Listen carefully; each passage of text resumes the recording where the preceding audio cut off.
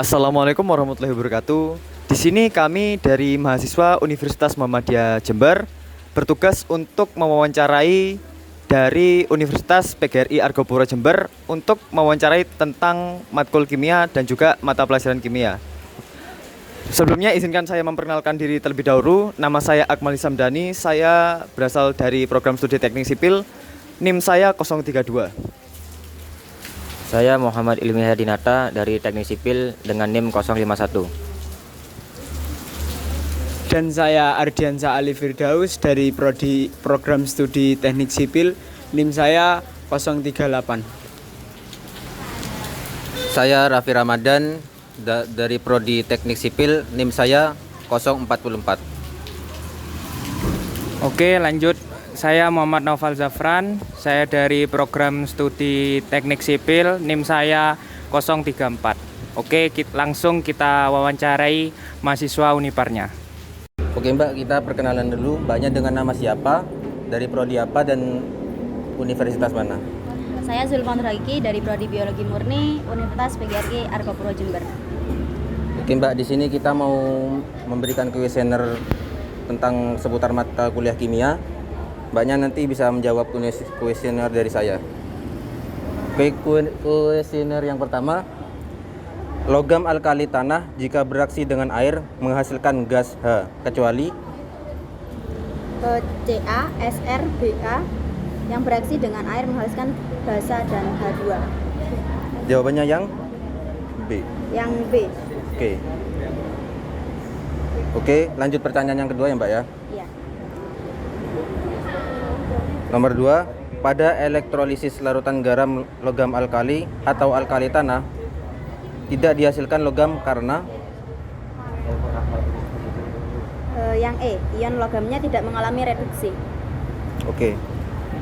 Terima kasih Mbak telah menjawab kuesioner dari kami, telah mau diwawancarai. Sudah.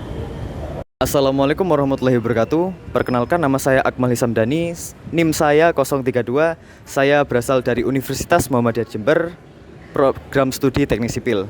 Di sini saya sedang berada di Universitas Unipar untuk mewawancarai seputar tentang mata kuliah kimia. Oke, di sebelah saya sudah ada mahasiswa Unipar. Monggo Mbak, bisa perkenalan dulu. Sebelumnya perkenalkan, nama saya Naswa Natania Zuhaira dari Universitas Argopuro Jember. Saya juga dari Prodi Biologi Murni. Baik, sebelumnya saya mau tanya Mbak, seberapa paham sampean seputar mata kuliah kimia? Saya sedikit paham, mungkin sekitar 75% lah paham sama mata kuliah kimia. Oke, baik. Oke, selanjutnya di sini saya mau mengajukan beberapa pertanyaan. Oke, monggo mohon dijawab ya. Oke. Pertanyaan yang pertama, dari Mg, MgOH2, HCl, MgCl2 ditambah 2H2, urutan kelarutan garam sulfat alkali tanah yang benar adalah? Kelarutan garam sulfat tanah dari tanah itu semakin ke bawah itu semakin sukar, semakin susah untuk larut, susah larut. Kalau lebih tinggi, lebih atas itu semakin mudah untuk larut. Jadi urutan kelarutan garam sulfat itu Mg, Ca, Sr, terus Ba. Oke, baik. Oke, lanjut ke pertanyaan selanjutnya. Tentang cara memperoleh logam alkali adalah: yang pertama, reduksi garam klorida; yang B, oksidasi garam kloridanya; yang C, elektrolisasi leburan garam klorida; D, elektrolisasi larutan garam klorida; dan yang E, hidrolisasi larutan garam kloridanya. Silakan. Logam alkali itu dapat diperoleh dengan mereduksi oksidasinya dengan mengelektrolisis leburan garamnya, terutama pada garam klorida. Sebagai contoh tuh Na. Sumber utama logam Na adalah garam, batu, dan air laut ya, air laut. Nah, Na hanya dapat diperoleh dari elektrolisis leburan NaCl menggunakan cell down. Oke, baik, pertanyaannya cukup bagus. Mungkin sekian dari wawancara saya. Kita lanjutkan ke pewawancara selanjutnya. Wassalamualaikum warahmatullahi wabarakatuh. Assalamualaikum warahmatullahi wabarakatuh. Perkenalkan, nama saya Muhammad Naufal Zafran. Saya dari Prodi Teknik Sipil, Universitas Muhammadiyah Jember. Oke, di sebelah saya ada mahasiswi dari Unipar. Pada kesempatan kali ini saya ingin mewawancarai. Ini adalah tugas kimia dengan Mbak siapa, Pak? Perkenalkan, nama saya Siti Aisyah. Saya dari Prodi Biologi dengan NIM 231K10021. Di sini saya akan kasih 2 soal. Yang pertama unsur-unsur logam alkali dengan urutan Li, Na, K, Rb, dan Cs yang tidak memiliki sifat-sifat seperti tercantum berikut adalah: A. Jari-jari atom makin besar, B. Energi ionisasi makin besar, C. Massa jenis makin besar, D. Nomor atom makin besar, E. Titik lebur makin kecil. Untuk jawabannya apa, Pak? Jawabannya B, energi ionisasi makin besar. Oke, betul. Selanjutnya, jari-jari 12 mg lebih kecil daripada 11 Na. Hal itu disebabkan oleh: A. Jumlah kulit Mg lebih sedikit daripada Na, B. Jumlah subkulit Mg lebih sedikit daripada Na, C. Jumlah elektron Mg lebih sedikit daripada Na, D. Jumlah proton dalam inti Mg lebih banyak daripada Na, E. Jumlah proton dalam inti Mg lebih sedikit daripada Na. Untuk jawabannya, Pak? Jawabannya D, jumlah proton dalam inti Mg lebih banyak daripada Na. Untuk pembahasannya gimana, Pak? Jika dibandingkan logam alkali, jari-jari atom maupun jari-jari ion yang isoelektronis, jumlahnya elektronnya sama.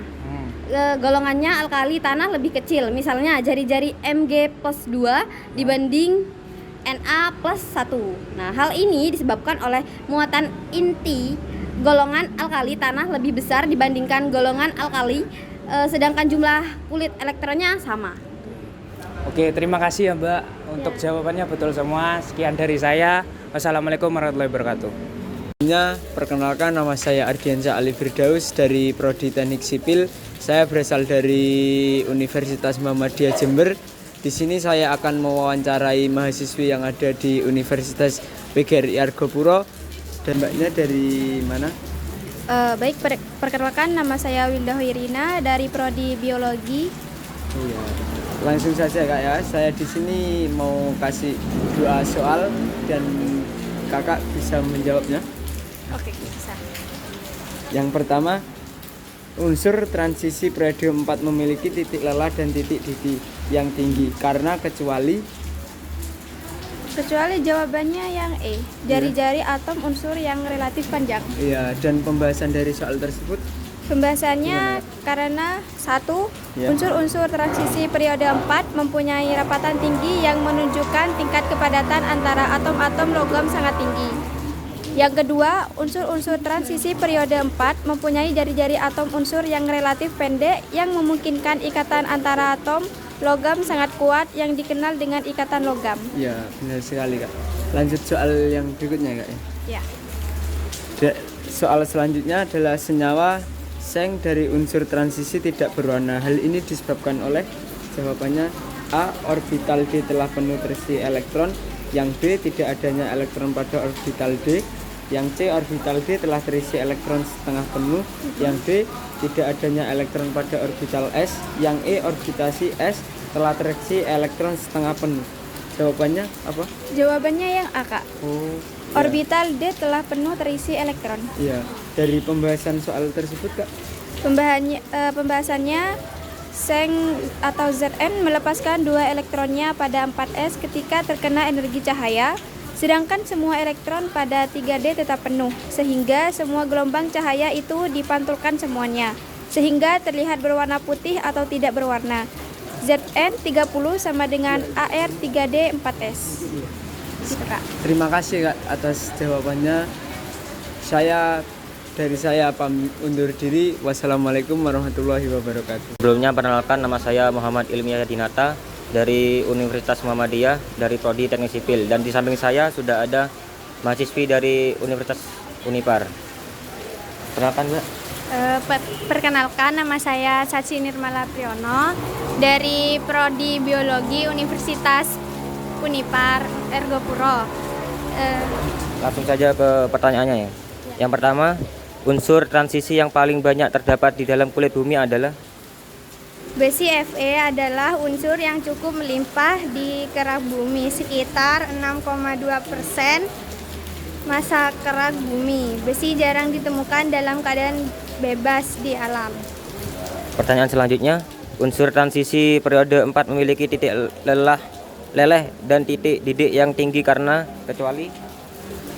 Unsur transisi periode 4 mempunyai titik didih dan titik leleh tinggi karena unsur-unsur transisi periode 4 mempunyai rapatan tinggi yang menunjukkan tingkat kepadatan antara atom-atom logam sangat tinggi.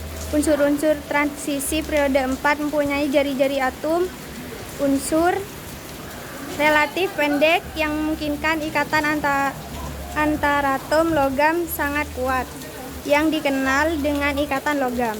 Mungkin itu saja yang bisa saya wawancarai. Terima kasih. Sebelumnya mbaknya dari program studi apa? Saya Syifa Sabella dari program studi biologi. Oh, dari mbaknya tentang seputar materi kimia ada yang bisa dipahami? Ya sedikit-sedikit bisa lah, tapi 50-50. Oh, ya. Langsung saja Kak dari soalnya. Pada elektrolis larutan garam alkali tidak dihasilkan logam karena? Jadi pada larutan elektrolisis pada logam alkali tidak menghasilkan logam karena harga elektron lebih kecil dari elektron air, yaitu plus 1,28. Lalu ion logamnya tidak mengalami reduksi.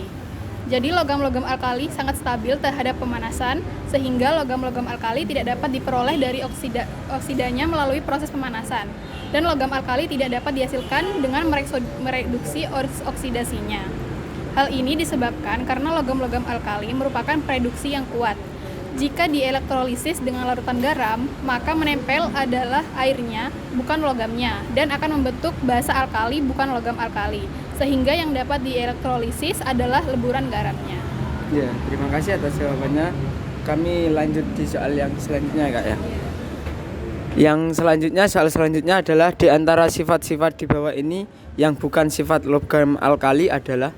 Ya, jadi unsur alkali merupakan unsur logam yang lunak dan bisa diiris dengan pisau. Pada saat permukaan logam dibersihkan, terlihat warna logam putih mengkilap seperti perak. Lalu logam alkali merupakan konduktor panas dan listrik yang baik. Disebut logam alkali karena oksidanya mudah larut dalam air dan menghasilkan larutan yang bersifat sangat basa. Semua logam alkali sangat reaktif sehingga di alam tidak pernah diperoleh dalam keadaan bebas. Ya. Terima kasih ya Kak ya atas jawabannya. Sekian dari saya.